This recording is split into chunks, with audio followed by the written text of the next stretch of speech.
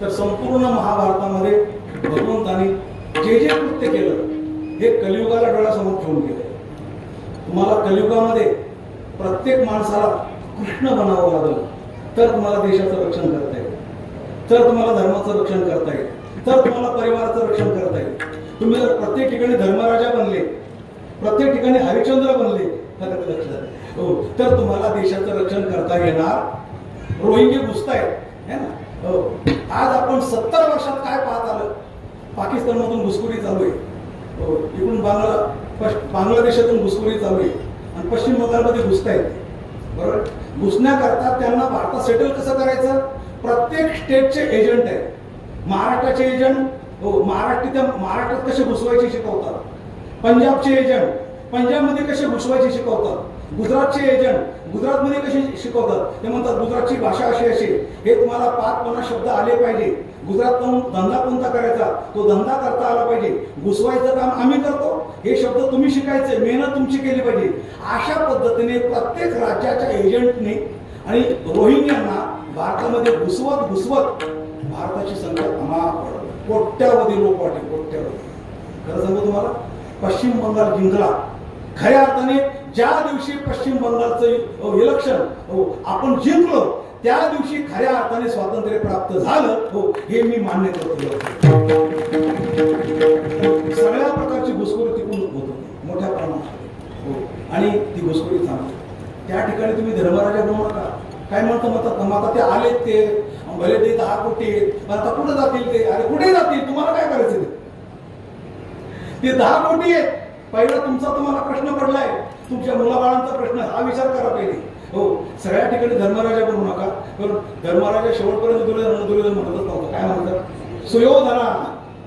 सर्व ठिकाणी तुम्ही धर्मराजा बनवू नका, भगवान कृष्ण बना. भगवान कृष्णाची नीती अवलंबन करा. भलत्यावर दया करू नका. रोहिंगे ना ते रोहिंगे, ज्यांची तुम्ही आज दया करतायत. मुसलमान 2 कोटीचे 27 कोटीने 30 कोटी झाले आता भारतामध्ये. आता फक्त 10 वर्ष निर्णायक आहे, निर्णायक. जर तुम्ही 10 वर्ष जर असे थांबले ना, असे म्हणजे कसे, ते म्हणतात हम 5 हमारे 25, आणि तुम्ही म्हणतात हम दो हमारे दो पण नाही, आता हम दो हमारा. खरं सांगू, कीर्तनाचं एवढं वाक्य घरी घेऊन जा. या एका पोरावाल्यांनी देश धोक्यामध्ये आणला. एका पोरावाल्यांनी. तुम्ही विचार करा, जे म्हणतात हम 5 हमारे 25 तशा प्रकारचं गणित करा, आणि हम दो हमारा 1 असं गणित करा. फक्त 10 वर्षामध्ये हिंदूंची संख्या 50% शिल्लक राहील, मुसलमान 50% येतील. मग जे इराणमध्ये झालं, इराण हा एका काळात आपला हिंदूंचा देश होता. पारशी लोक राहत होते, पारशी धर्म म्हणजे हिंदूच होते, पण ते अशा प्रकारचे संख्येने घटले. त्याचा परिणाम काही मारून टाकले, काही धर्मांतरित केले, काही पळून लावले. उरले सुरले मुंबईला आले, तेवढे शिल्लक राहिले, बाकी कोणी शिल्लक राहिले. भारतातल्या प्रत्येक माणसाने हा विचार केला पाहिजे की एका काळात आमचे पूर्वज इराणमधून पळून आले, इराकमधून पळून आले, कंबोडियातून पळून आले, थायलंडमधून. तिकडे आपले मंदिर आहे, इथिओपियामध्ये मौचा पुतळा आहे, कंबोडियामध्ये सर्वात मोठं अंकोरवाट मोठं मंदिर आहे, ते आपलं मंदिर आहे. त्या मंदिराला वारस कोणी नाही, ते फक्त आता प्रेक्षणीय स्थळ झाले. जगात मोठं मंदिर, विष्णू मंदिर, आणि ते कंबोडियामध्ये दगडात बांधलेले, ना सिमेंट ना लोखंड, फक्त दगडात बांधलेले. एवढे पराक्रम करणारे आपले हिंदू कंबोडियात होते, थायलंडमध्ये होते, इराणमध्ये होते, इराकमध्ये होते, अफगाणिस्तान तर आता गेलं, पाकिस्तान तर आपल्या डोळ्यासमोर गेलं. हे सगळे राष्ट्र. आणि म्हणून एवढ्या राष्ट्रातून पळून आलेला हिंदू फक्त हिंदुस्थानात फक्त आता शिल्लक आहे, फक्त हिंदुस्थानात. आता इथून पुढे पळायचं हे ठरवा, आणि कुठेही पळायला जागा राहिलेली नाही. 3 बाजूला समुद्र आहे. पळून हा पर्याय नाही. तुम्हाला जर तुमच्या मुलाबाळांचं कल्याण करायचं असेल, चंद्र सूर्य तोपर्यंत हा हिंदुस्थान हिंदूंचाच आहे असं जर तुम्हाला ठरवायचं असेल तर भगवान कृष्णाची नीती अवलंबन करावीच लागेल.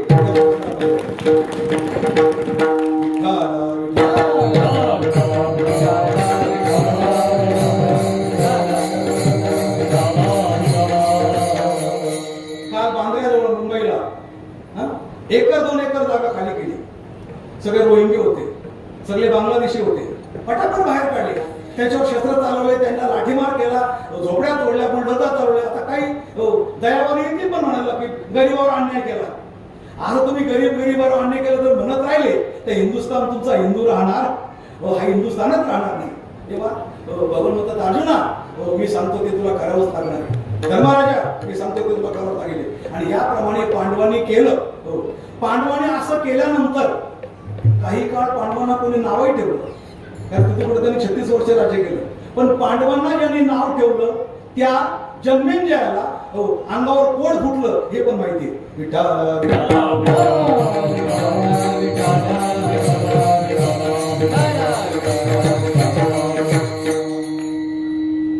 एक अभंग आहे माऊलीचा, ते म्हणतात बहुता परी पुणे ऐकी जे पांडवा सांगो या गोष्टी.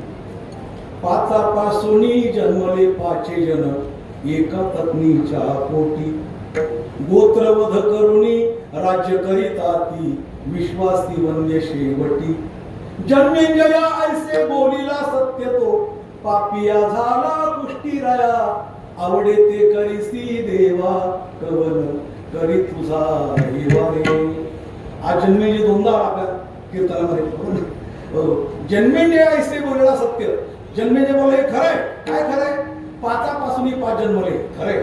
पांडव 5 जन्मले खरंय. हो. आणि एका पत्नीच्या पोटी गोत्रवध करून राज्य करीत आती. गोत्राचा वध केला, भीष्माचार्य मारले, द्रोणाचार्य मारले, गोत्रवध करून राज्य करीत आती. विश्वासी वंदे शेवट. तरी विश्ववंदन का करतं? देवाचे भक्त आहे. विश्ववंदन करतं का करतं? ते निष्पाप आहे. हे निष्पाप कोणी ठरवलं? देवाने ठरवलं. कोण देव? जो देव म्हणतो हो अहम त्वा सर्व पापेभ्यो मोक्षयिष्यामि मा शुचा. असा कृष्ण परमात्मा ठरवतोय. पाप पुण्य माझ्या हातात आहे. हो, त्यांना पापी ठरवायचं का पुण्यवान ठरवायचं हे मी ठरवणार आहे. कारण का धर्मनीती माझ्या हातात आहे. विठ्ठल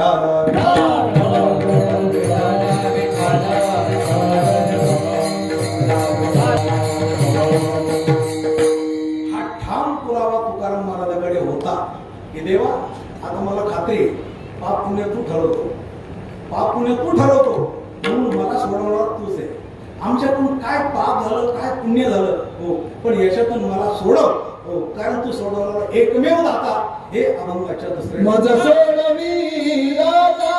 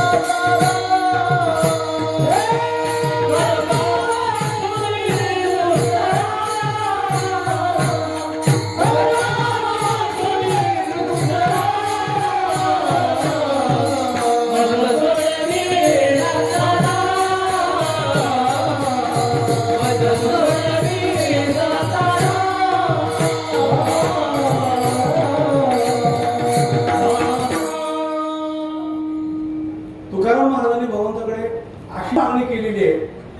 आधी मागणी करताना आपली मागणी पूर्ण करणारा योग्य आहे का हे ठरवणारे तुकाराम महाराज आहे. म्हणून तुकाराम महाराज ज्या ज्यावेळेला असं मागणी मागतात ना त्या त्यावेळेला त्याच्यावेळेला समोर कृष्ण परमात्मा असतो. बघा तिकडे तुकोबरा मागणी होतात. कोण्या माणसाला कुणासारखं व्हावं हा ज्याच्या त्याचा व्यक्तिगत संबंध. कुणाला कुणासारखं व्हावंसं वाटते, कुणाला कुणासारखं व्हावंसं. तुकोबरा म्हणतात मला जर समोर देव उभे केले 5-24 अवतार तर मी असं म्हणत मला कृष्ण परमात्मा सारखं व्हावंसं वाटतं. हो, कारण उपाधी वेगळे तुम्ही निर्विकार काहीच संसार तुम्हा नाही. आईसे मत करुणी ठेवा नारायणा आणि समूळ वासना मिळवा. आईसे आईसे म्हणजे कैसे? भगवान कृष्ण आईसे. कारण उपाधी वेगळे. तुकोबरे कुणाला म्हणते उपाधी वेगळे? ज्याला 16,108 बायका आहे त्याला. तुकोबरे कुणाला म्हणतात उपाधी वेगळे? ज्यांनी एवढ्या मोठ्या कुरुक्षेत्रावर सूत्र हातात घेतलं त्याला म्हणतात तुम्ही उपाधी वेगळे. उपाधीमध्ये दिसणं वेगळं आणि उपाधीमध्ये असणं वेगळं, हा फरक आहे. हो, शिवी ऐकायला येऊ नये का लागू नये. वैकुंठवासी परमपूज्य रंगनाथ गुरुजी परभणीकर त्याचं वाक्य तुम्हाला सांग, शिवी ऐकायला येऊ नये का लागू नये. लागू नये, ऐकायला काय दुसऱ्याच्या भांडणाला आपण ऐकते, ऐकायला येऊन काही फरक पडत नाही. लागू नये, संसार करू नये का तादात्म्य ठेवू नये, तादात्म्य ठेवू नये. म्हणून ध्यानात ठेवा, भगवान कृष्णाने संसार भगवान कृष्णाने पत्न्या भोगल्याच नाही, हनुमंत लंका जाळलीच नाही, जनकाने राज्य केलंच नाही. आता या सगळ्या गोष्टीचा विचार केला, कृष्णाने पत्न्या भोगल्याच नाही. तुम्हाला वाटतंय भोगल्या, पण भोगल्याच नाही. जनकाने राज्य केलंच नाही. कोण म्हणतोय जनक राजा आहे? तुका म्हणे राज्य करिता जनक आणि अग्नी माझी एक. हनुमंताने लंका जाळलीच नाही. कोण म्हणतो जाळली? अहो हनुमंतराय म्हणतात बघा, माझं काम उड्डाण करायचं. हुकूम तर रामाने केला होता, हुकूम रामाने केला होता. परत तिथे गेल्यानंतर शेवटीला चिंध्या कोणी मारल्या? वानराने. आग कोणी लावली? वानराने. उड्डाण कोणी केलं? शरीराने. उड्डाण करायला पंचप्राणाला शक्ती कोणी दिली? प्राणाने. हुकूम केला रामाने, चिंध्या गुंडाळल्या राक्षसांनी, आग लावली त्यांनी, उड्डाण केलं शरीराने, आणि अशी लंकेला आग लागली. त्याला मला कशाला दोषी धरता मध्ये भेटला? हुआ हुकुम जब गया लंक में बाग में जाके ढूंढा रे. हुआ हुकुम जब गया लंक में बाग में जाके ढूंढा रे. अशोक वृक्ष तल सीता बैठी थी, उसी वृक्ष पर बैठा रे. अंजनी सुत हनुमंत महाबली. हा सुंदर काव्य. ते हुकुम कोणाचा, आज्ञा कोणाची, उड्डाण कोणी केलं, आगली विनाकारण त्याच्यात मला दोषी धरू नका. आणि हे भगवान गीते सांगतात, यस्ते नाहं कृतो भावो बुद्धिर्यस्ते न लिप्यते हत्वा पिस इमान लोका नहंते न निबद्धते. काय बोलतो आहे? ऐसेनी अहंकृती भाव जयाच्या बोधी झाला वाव तरी तया देहा असून देव. त्याच्या ठिकाणी देह जरी असला पण अहंकृती भाव गेला तो कोणत्याही कर्माला बळी पडत नाही.